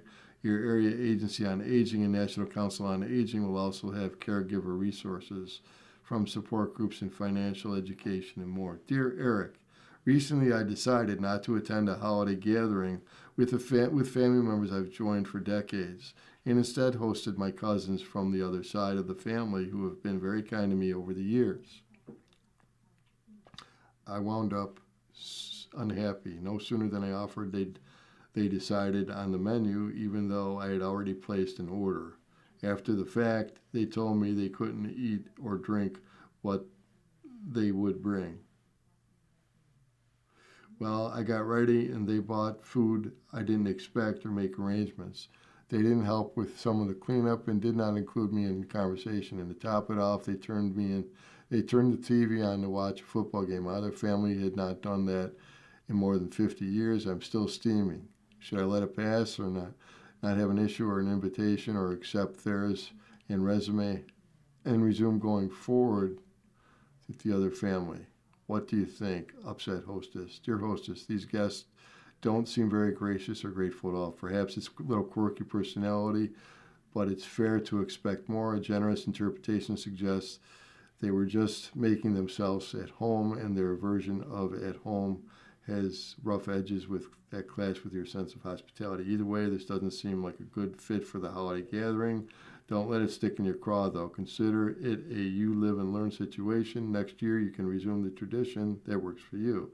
If the cousins extend an invitation, you can gratefully decline, citing your other plans. If you have a desire, perhaps suggest an alternative way of connecting that's less likely to cause consternation. You're listening to a reading of articles and features from today's Buffalo News. Time on the Niagara Frontier Radio Reading Service. The time is 30 minutes after the hour. Now let's look at sports. Bills frustrated by officials' ruling of key play and loss. Denver. The Buffalo Bills felt like they got cheated. That's what makes Saturday's 33-30 loss in overtime to the Broncos in the AFC Divisional Round so hard to stomach. Worst things that can happen in a classic game for officiating. The worst thing that can happen in a classic game is for officiating to play a big role. That's what happened at Empower Field, Coach Sean McDermott said, leaving his team with yet another devastating playoff feat in his 9-year tenure. On 3rd and 11 from the 36-yard line, with 7:55 left in overtime, Bills quarterback Josh Allen threw deep, intended for wide receiver Brandon Cooks on the Broncos' 20. Cooks had the ball in both hands as he went to the ground, while Bronco quarterback Jaquan McMillan attempted to wrestle it away. Cook's knee hit the ground, then McMillan landed on top of him. As he slipped over, McMillan took the ball away. As he flipped over. On the field, officials ruled the play an interception, giving the Broncos possession at their 20 with 7:46 remaining. The Broncos then moved down the field and get in position for a game-winning 23-yard field goal by Will Lutz. The Bills' locker room was devastated after the game. Several players had tears in their eyes as they sat at their lockers. Others expressed frustration at the impact officials had on the game, including two controversial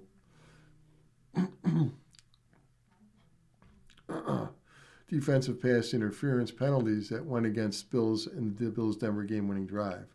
During the post-game press conference, McDermott was as animated as he has been in his 9 years as Bills head coach, questioning why the play was not halted so the officials could properly review it. Because the game was in overtime, coaches do not have the ability to throw the challenge flag. If it's ruled that way, then why wasn't it slowed down just to make sure that we have this right? That would have made a lot of sense to me, McDermott said, to make sure that we have done the right thing, because that's a pivotal play in this game. We have the ball at the 20, maybe a kicking of winning field goal there, so we'll just have to leave it at that. McDermott, though, had more to say. I'm saying it because I'm standing up for Buffalo, damn it, he said. I'm standing up for us because that went on is not how it should go down in my estimation. The guys spend 3 hours out there playing football, pouring their guts out, to not even say, hey, let's just slow this thing down. That's why I'm bothered. After the game, head referee Taylor Cheffers was asked in a pool report for his explanation of the play. Here was his response. The receiver has to complete the process of a catch. He was going to the ground as part of the process of the catch, and he lost possession of the ball when he hit the ground. The defender gained possession at that point. The defender is the one who completed the process of the catch, so the defender was awarded the ball. McDermott did not accept that interpretation. He was even went so far as to calling the Buffalo News from the team plane before departing back to Buffalo to offer more of his thoughts. The play was not even close, he said. That's a catch all the way. I sat in my locker and I looked at it probably 20 times and nobody can convince me otherwise. I just have no idea how the NFL handled it, in particular the way that they did. I think players and the fans deserve an explanation, McDermott continued, here's the deal, right? The fans deserve more. The players certainly deserve more. They deserve an explanation, and it's a shame that the game is decided on a call like that, and there's no time spent with the head official going underneath the hood or a replay booth, right, to the monitor. I don't understand how that works. I don't understand how that could be the case when it's such a close play. So basically there's no one person ruling on that play or only New York ruling on that play. I don't agree with that. If that's the case, I don't agree with that. that is the best approach to decide a game on that play. McDermott has always been cautious with the approach to commenting publicly about officiating. Doing so brings with it the risk of being fined by the NFL. He was asked why, in this case, he felt so compelled to do so because I only speak up when there's a wrong. In this case, it happened to be our team. We win with class, we lose with class in Buffalo. That's how we handle our business. But when I'm looking at that replay myself and being objective with what I'm saying, you cannot convince me that was not a catch. But Bill's Buffalo possession, ball at the 20. You can't convince me. I'm speaking up because I feel strongly that this was a catch and the possession should have been ball belongs to Buffalo. I can't agree with their assessment of the change of possession or whatever the statement was. I can't agree with that. We're not just going to sit here and take it, is what I'm saying.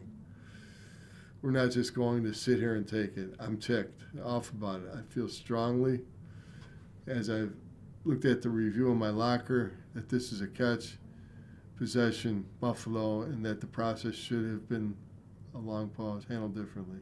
I don't understand why the head official who was at the game does not get a chance to look at the same thing people in New York are ruling on.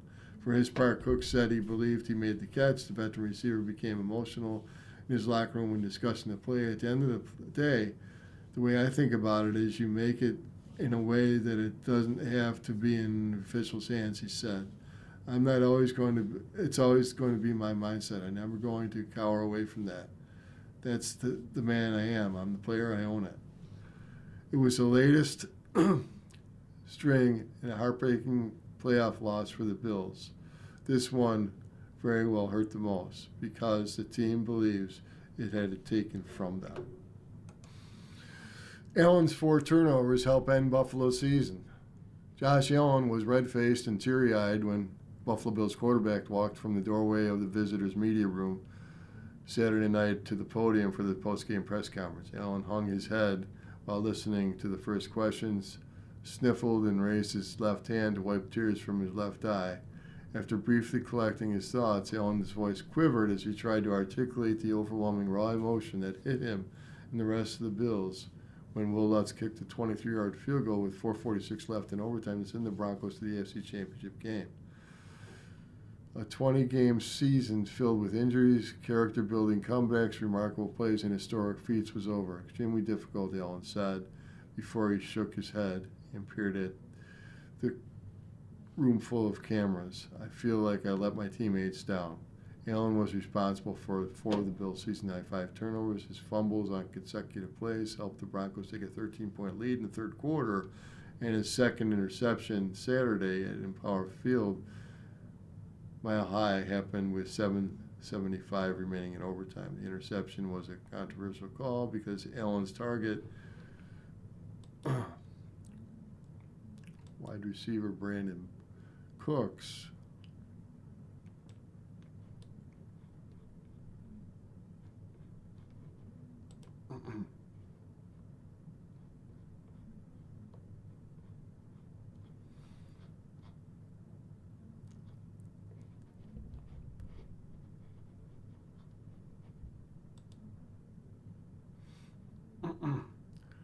appeared to have made Brandon Cooks appeared to make the catch, but the context did not make the NFL's resigning MVP feel any better about the result. His defense stopped Denver on the first drive of overtime, clearing the way for Buffalo to win the game with a field goal. Broncos quarterback Jaquan McMillan intercepted Allen on the 9th play of the drive. In addition to the turnovers, Allen made too many uncharacteristic mistakes. He underthrew Shakir on the fourth quarter drive that forced the Bills to settle for a 31-yard field goal and put the Bills ahead 27 to 23 on the final drive. Allen missed tight end Dawson Knox in what would have been a game-winning touchdown on the pass before his second interception. Allen misfired a throw to Mecole Hardman. Of the most effective postseason performance in NFL history, succumbed to the pressure-heavy Broncos defense based on his inaccurate passes. The injuries that have bothered him, the injuries in recent weeks, his record streak of 200 playoff pass attempts without an interception ended in the third quarter. He underthrew Curtis Samuel. Just missed opportunities throughout the game, Allen said, fighting through tears as he preceded his 7th postseason defeat. As he processed his 7th postseason defeat. It's been a long season. I hate how it ended. It's going to stick with me for a long time. The Broncos, aided by 2 pass interference penalties, drove 75 yards in 6 plays to set up Lutz's game-winning kick. Allen buried his head in his hands as Denver celebrated a win that Allen and teammates almost wrestled away with another second-half comeback that showed their mettle. Road teams with at least -3 turnover differential, 185 heading into the Super Bowl era. In the visitors' locker room, Allen and his many teammates wept. He apologized. They refused to accept. None of them thought this loss was on Allen.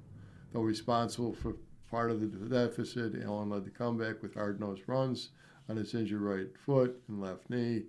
He stood in the pocket to make clutch throws for the Broncos' best pass rush, ferociously fought through blocks to try to hit him.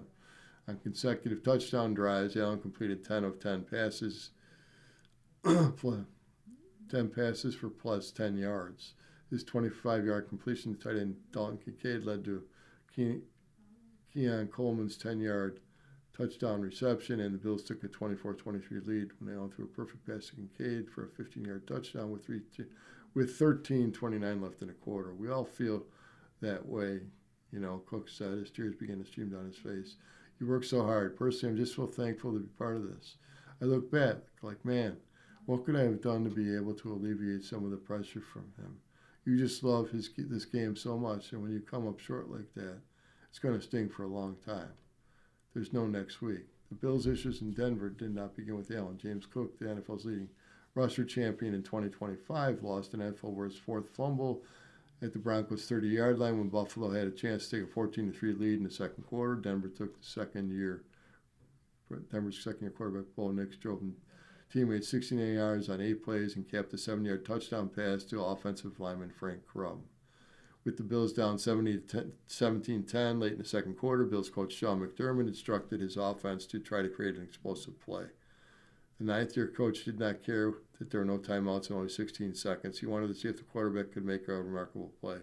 Allen almost did. He escaped the pocket to find an open field, but did not secure the ball as he prepared to get tackled. Bronco outside linebacker Nick Bonito knocked the ball free, caused a fumble, and Denver kicked a 50-yard field goal to take a 10-point lead in the half. In the Bills' first offensive play of the second half, Bonito sacked Allen to force a fumble. It cannot be a coincidence that Allen has not looked the same since his right foot got twisted in the second quarter sack in Cleveland, December 21st. He played through a variety of injuries throughout his career. The latest round of setbacks, however, seemed to impact his ability to step into throws. 17 always plays his heart out like he did today. Shakir said, we all got to do what's best for our best foot forward, and every single play matters. There's plays I want back. I could have done better. It's not all on him. He's our leader. We appreciate him for everything he does. He's a dog. I'm not going to fight until he's going to fight until the end. It's not like on him. We're going to help him out. No one should criticize Allen. Yes, it was a bad game, but how many times has he carried Buffalo to victory throughout his career? This season alone, he led to a 3-1 record when the defense allowed at least 200 rushing yards. Now let's look at soccer. Senegal coach makes appeal to Mane.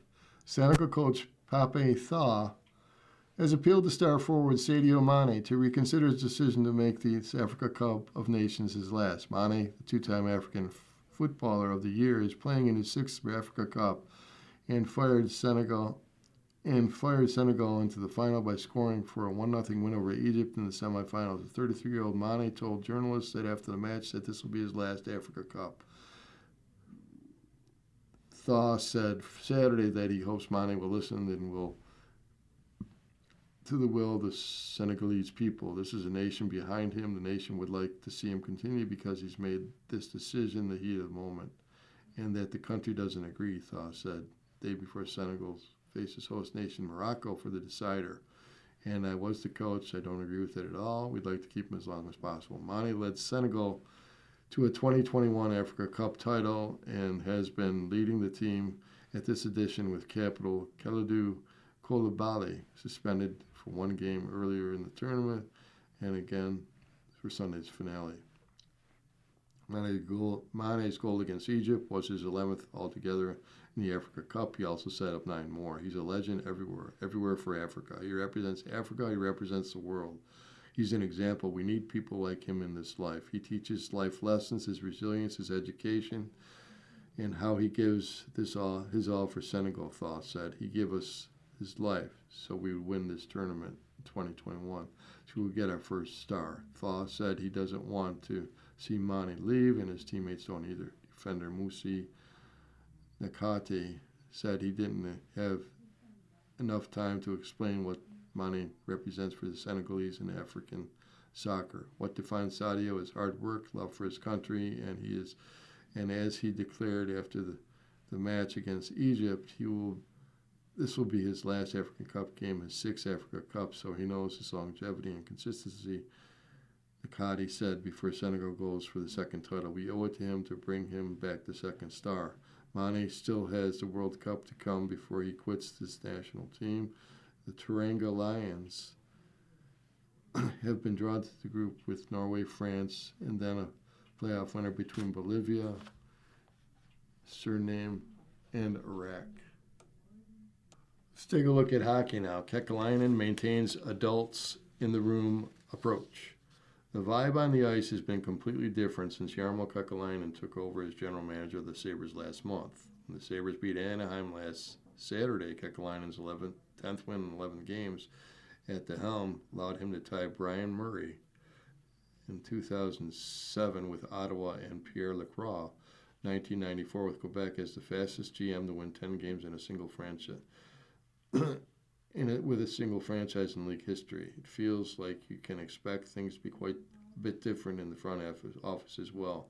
They already have far more adults in the room now than at any time under Kevin Adams, first-time GM whose staff was equally thin on NHL experience. Kekalainen, of course, is 11 years GM in Columbus. His former assistant GM there, Josh Flynn, has joined the Sabres in a similar role. And Kekalainen turned heads around the league when hiring former Montreal GM Mark Bergevin as the Buffalo new associate GM. Bergevin, in turn, got the Sabres on the path to hiring Stacey Rost as pro scout last week, a move that normally doesn't move the needle, but this one, however, was quite a bit different. Rost won the Stanley Cup as assistant GM with Tampa Bay Lightning in 2020 and 2021 and earned his seals of approval as the GM of the Syracuse Crunch for several seasons. Rost and Bergevin worked together for the first time last month in Switzerland on Team Canada's entry in the Spengler Cup tournament. They are the kind of people the Sabres have badly needed in hockey management. One of the things Jarmo mentioned is we need more coverage on the pro side, Bergevin said last week in his first chat in Buffalo.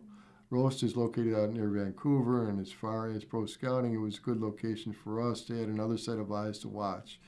We kind of spread thin on the pro side. We felt bringing Stacey brings us that element. The Sabres front office under Adams simply didn't have enough NHL experience where, other than Jason Karmanos, 3 Stanley Cup titles with Carolina and Pittsburgh, and while Karamanos did a solid job helping build the Rochester Amherst into a perennial playoff team, he was working remotely out of Pittsburgh and was not around the Sabres very much. This clearly didn't mesh with Kekalainen, who wanted an associate GM, so Karmanos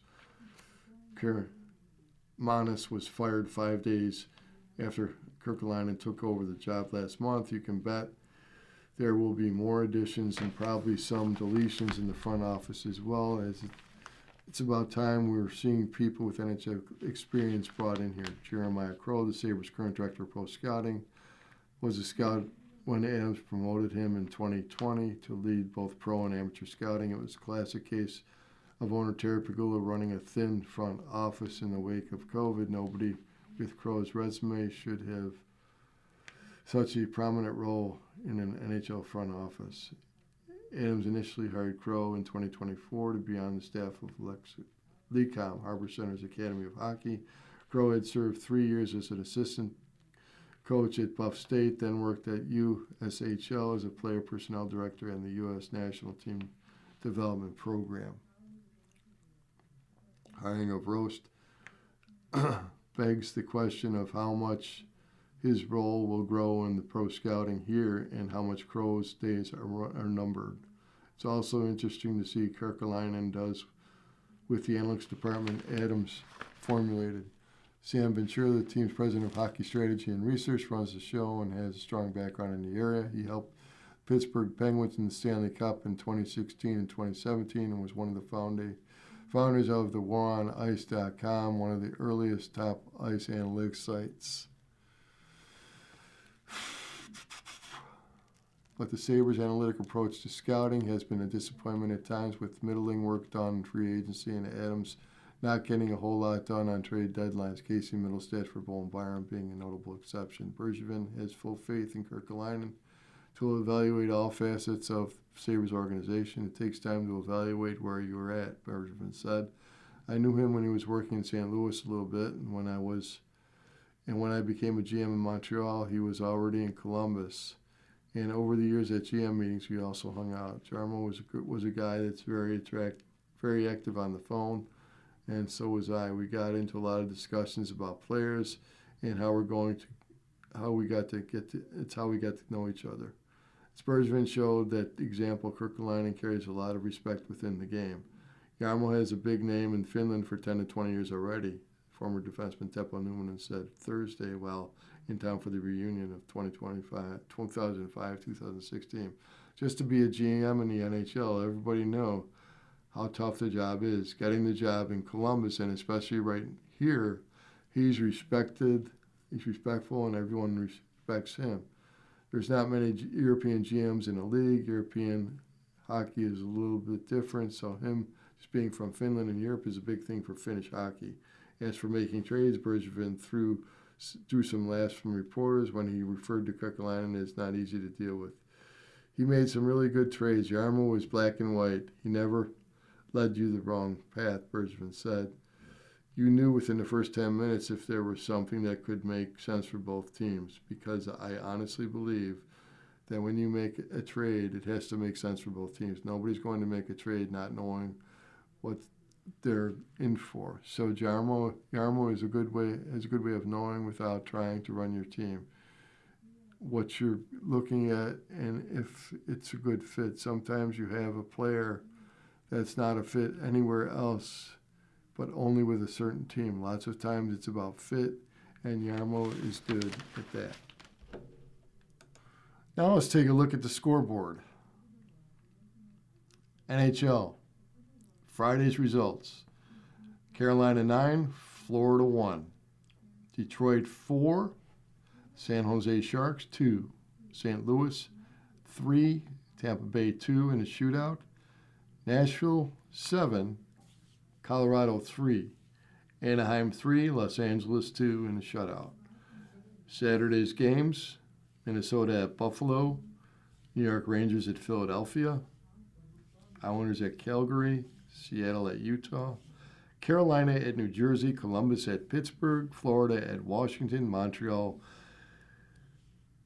goes to Ottawa, Toronto is at Winnipeg, Boston at Chicago, Edmonton at Vancouver, Los Angeles at Anaheim, and Nashville at Vegas. As for the Sunday games, we have Tampa Bay at Dallas at 2 p.m., Ottawa at Detroit, 5 p.m., and St. Louis at Edmonton at 8 p.m. In the National Basketball Association, Friday's results, Indiana Pacers 127, New Orleans 119. Cleveland 117, Philadelphia 115. Brooklyn 112, Chicago 109. LA Clippers 121, Toronto 117 in overtime. Houston 110, Minnesota 105, Sacramento 128, Washington 115. Saturday's games, Utah at Dallas, Boston at Atlanta, Indiana at Detroit, Phoenix at New York, Minnesota at San Antonio, Oklahoma City at Miami, Charlotte at Golden State, Washington at Denver, LA Lakers at Portland. Sunday's games, Memphis versus Orlando, at noon in London. Brooklyn at Chicago at 7 p.m. New Orleans at Houston at 7 p.m. Charlotte at Denver at 8 p.m. Portland at Sacramento at 9, and Toronto at the LA Lakers at 9:30 p.m. Let's take a look also at the